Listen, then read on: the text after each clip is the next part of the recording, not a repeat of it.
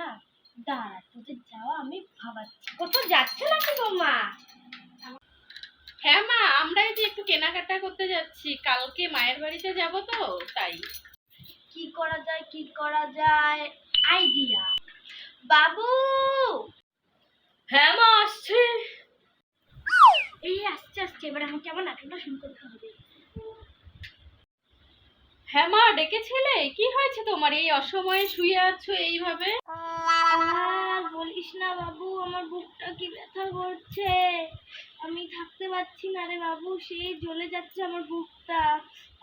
তাহলে মা ডাক্তার ডাকি? না না, তুই আমার কাছে বস বাবু, তাহলেই আমি ঠিক হয়ে যাব। আচ্ছা মা, আমি বসছি।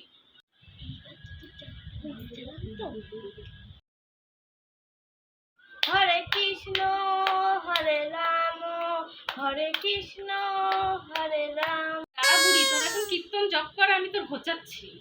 তারা এই বৌমারা এখনই বেরোবে, আমাকে কালকের মতো আজকেও একটা প্ল্যান ভাবতে হবে। হ্যাঁ, ভেবে ফেলেছি। দাঁড়া বুড়ি, কালকে তুই তার মানে আমাদের যাওয়াটা প্ল্যান করে আটকেছিস? আজকে যদি তোর এই কুচুটে শাশুড়ির এই প্ল্যানে যদি আমি জল ঢালতে না পারি, আমিও তাহলে এই ডাইনি শাশুড়ি ডাইনি বৌমা। আমার নাটকটা আমি শুরু করে ফেলি। এই যে বৌমা আসছে। এ কি মা, কি হলো আপনার? মা, মা, দেখি তো। এটা দিয়ে যদি একটা বাড়ি মানে বুড়ি এখনই জেগে যাবে। দাঁড়া বুড়ি। ও বাবা, মরে গেলাম, বাঁচাও কেউ আমার।